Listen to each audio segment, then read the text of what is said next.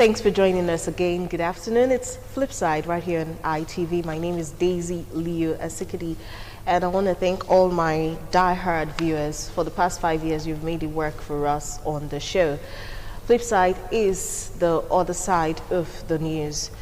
So many stories make the news, enough attention isn't given to them, and we just have to bring those discussions to this program and give them as much attention as we can, at least within 30 to 1 hour.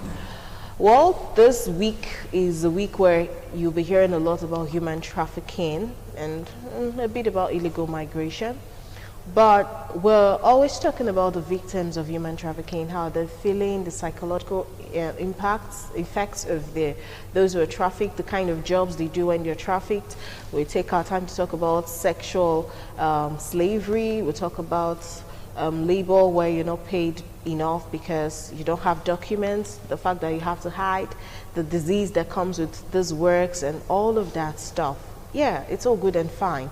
But today on the show, that's not what we're going to be focusing on. We're still talking about human trafficking, but we will be focusing much more on the frontliners, these NGOs, these humanitarians who take out their time to get the victims, to help the victims, to reintegrate the victims to society, to teach them how to overcome their sadness, their pain, depression, or whatever psychological problems they've been subjected to in the course of the years of being trafficked and all that. I have two guests in the house who are into this business of human trafficking. They are not trafficking people, don't get me wrong, but they help the young people, older people, the people who are being trafficked. Very close to me is gentleman here, Aigbeze Uime. He's the Senior Project Assistant from the International Organization for Migration. You're welcome, sir. Thank you very much. Good afternoon. Good afternoon. And then I have a woman, she's looking so fly, Ijoma Odoak. She's the Zonal Commander, NAPTIP.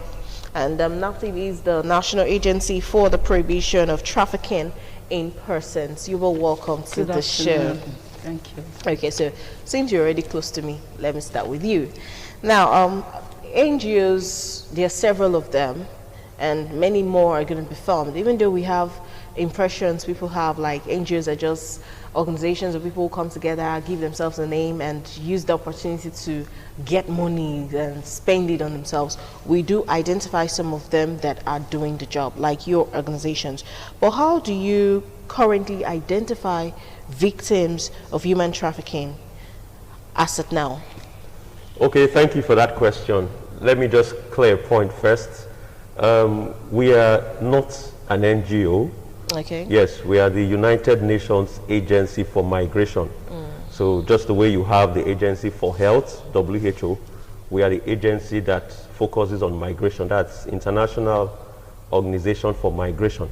So your question, how do we identify victims of human trafficking? We have several screening tools. And our programs, we have programs that we run in Nigeria that caters for victims of human trafficking.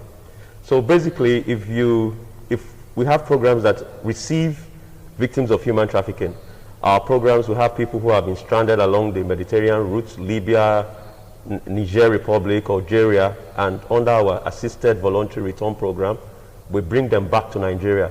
So at the point they come to the airport, there are tools, our trained officials administer those tools to them. So basically, there are some reactions that is elicited when you answer those questions that will give a lead to know that this is a victim of trafficking. Let me give you just a very simple example. If you asked a person this kind of question that, while you were away, did you have your passport with you? And the answer is no, my passport was kept by somebody. That will give you a lead. That would make you know that there's something fishy about that. So there are a series of questions, and when the person answers, it's clear that this is a victim of human trafficking. And also by training with our capacity, we're able to identify them. Okay, you also adopt same methods? Yes. We in a NAPTIP, like the last speaker rightly pointed out, we use the tool of profiling, like he said. You identify them through their looks. You know, at times through their body language, you'll be talking to them, they avoid eye contact. At times you'll be talking to them, they'll be biting their nails. We are trying to elicit information from them. You see them cutting leaves, you know. So that body language alone will tell. And at times you ask them questions, the incoherency in the answers they give you will make you know that, look, this is an exploited person. And again, they look shabby. Their looks, at times they come in rags, you know, stinking. So those things will make you know that, look, these are victims of human trafficking. Okay. Now, after rescue, what methods is your organization adopting to integrate these people back to society? I remember last year we also had this talk on human trafficking, and I brought some trafficked people to the studio to talk about their experience. Why one of them seemed to have moved on with her life. She's even married now. She has a very loud voice, as in she's speaking for others now. The other guy did not really, he hasn't recovered fully from my observation, but I'm not a professional, I'm not a psychologist, so, but what methods are you adopting to integrate them back to society? Yeah, when we rescue them, we identify them, we segregate them, male, female, like that. Then we shelter them. From sheltering, we give them every psychosocial support they need, starting from health. Most of them come in with various diseases. So we have our nurses there in the agency that take care of them. After that, after checking their health status, we go out for what we call family tracing. You trace their family. Once you get their family, we go for what we call reunion. And during the process of their staying in the shelter, we counsel them to know their various skills and vocation they will like. So some of them will tell you that, oh, I want to go into tailoring. Some say, oh, I want to go into hair making. Some of them will tell you too that they want to further their education. And as I speak to you, the agency is fully committed to remove that exploitative trauma from them. We counsel them, rehabilitate them. After the rehabilitation, we empower them. That empowerment, we follow them up, what we call follow-up mechanism. After the follow-up, we disengage. Before the disengagement, we have reintegrated them back to the society as functional members. Okay, still citing the guy I was talking about, I wanted to play his video, but we weren't granted enough permission to add, because we had an behind the camera discussion and we got it on tape. But he said something. It was one of those Libya returnees. They came back, they gave them some change, and that was the end of it. Now, he wants money to start up a business and he wants to have a boutique. But since the money isn't forthcoming, government doesn't seem to help. The NGOs that came to help them, they've all abandoned them. His statement, not mine. If he gets an opportunity to go back, he would do that.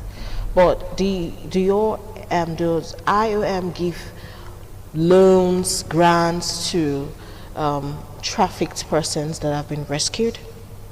Okay, to answer your question, we do a lot for victims of human trafficking. Okay. We do quite a lot. It's a holistic package. It starts with psychosocial support, because you will agree with me, a lot of them have gone through traumatic experience. So you must first stabilize the mind. So we have that component. We have the medical component. Then we have the economic component. Because what fuels human trafficking, there's a push factor, there's a pull factor. The push factor is what makes the person want to leave and embark on an irregular route to travel. So to address that, we have components in our assisted voluntary return and reintegration program that looks at economic empowerment. So what we do is that if a victim of trafficking, and you don't necessarily have to be a victim of trafficking, we do it across board. If somebody that comes on our program through our assisted voluntary return comes back, but I want to focus more on the victims of trafficking. You come back, we send the person for a training, a business skills training, for those that wish to start business, just like this young man you said. So that training is to give them the basics, the basic idea of what it is to run a business, bookkeeping, things like mindset orientation, because some have this mindset that as long as I'm in Nigeria, I can't make it. I must travel to make it. So that training is to say, look, you don't necessarily have to travel to make it. There are opportunities where you are. It's just that you fail to see them. So that training is done. Then the empowerment comes in kind. We ask them, what business do you want to set up? They tell us. Then we fund roll that business. So what they do is that they submit an invoice to us and say, okay, for example, I want to set up a shop that will sell phones.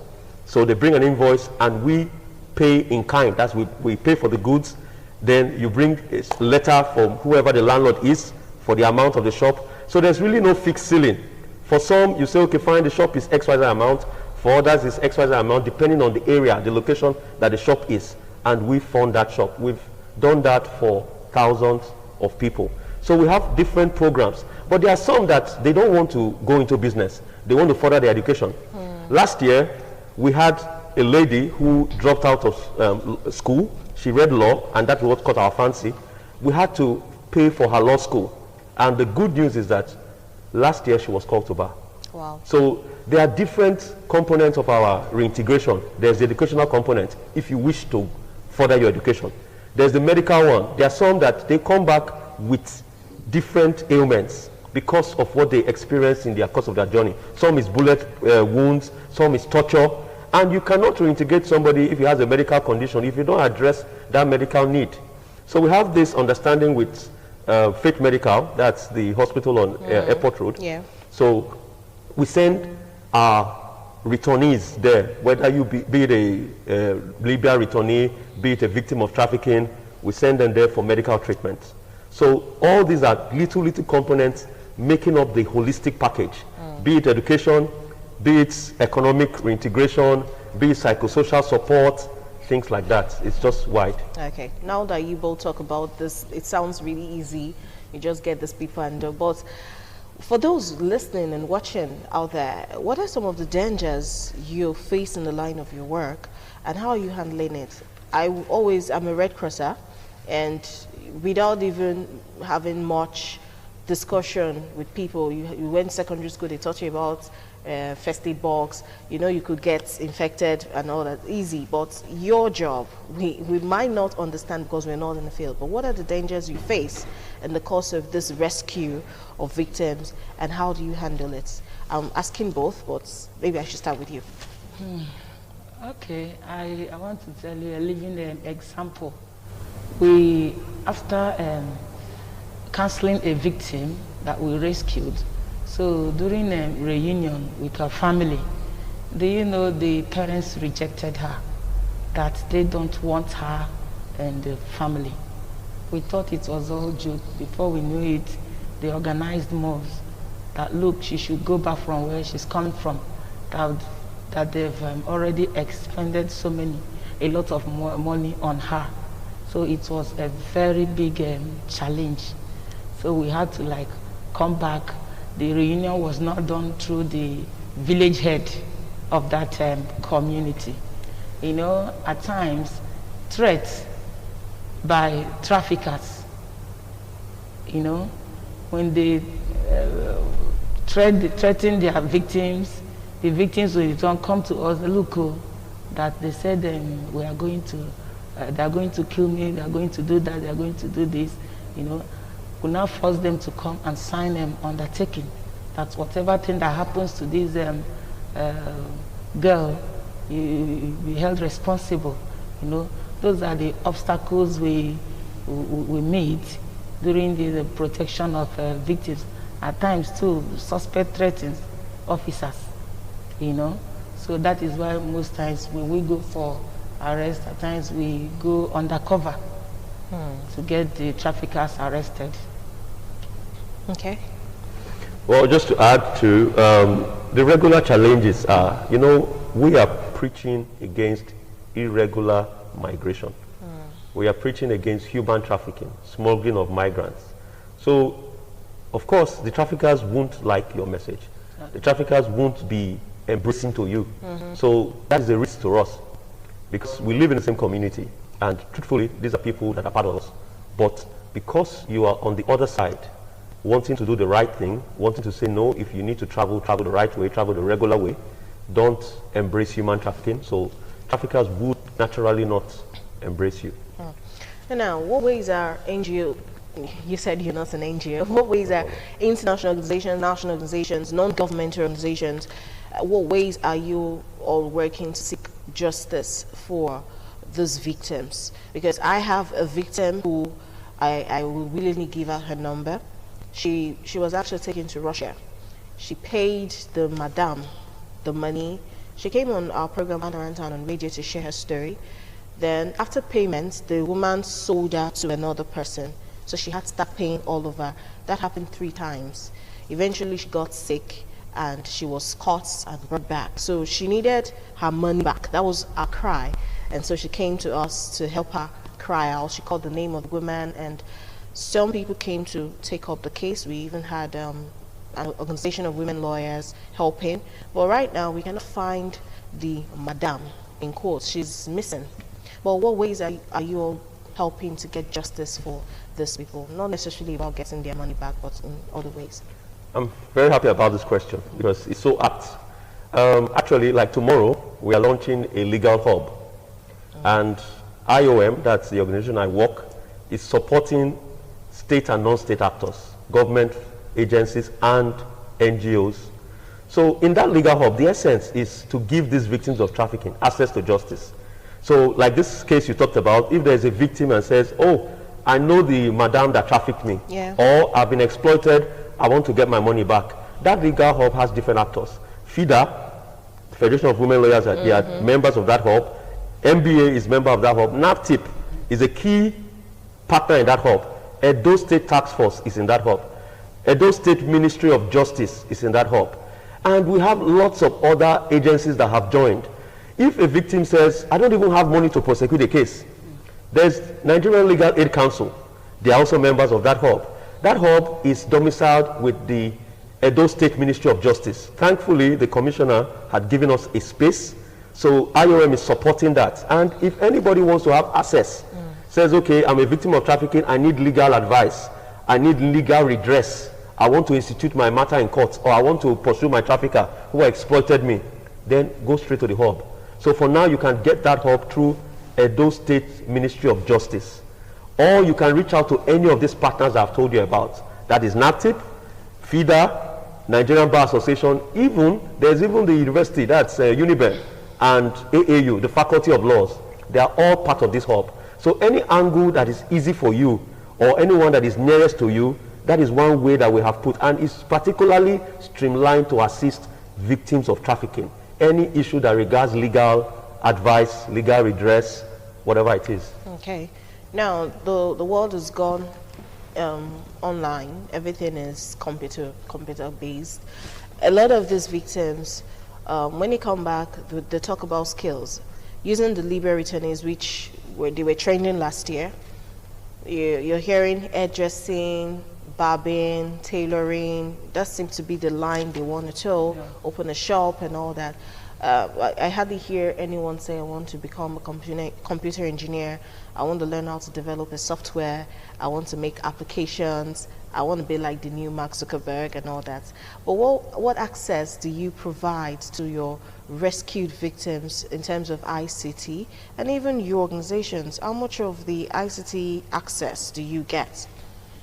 You know, it's a global community. You find out that mere phone you are handling now, I mean, with it you can reach the whole world. You know, like you earlier pointed out, we cannot force them to the vocation that they don't want. You know, I keep telling them that if they want to report cases with their phone, they can type complaint to us, send it to our email. The little phone they have, just type to us, go send it to our email. I mean, with that we can access it, you know. And actually, the world is going digitalized, you know. And in our office, like this sexual offenders register that the agency has established. There's there's this enlightenment for everyone to queue in.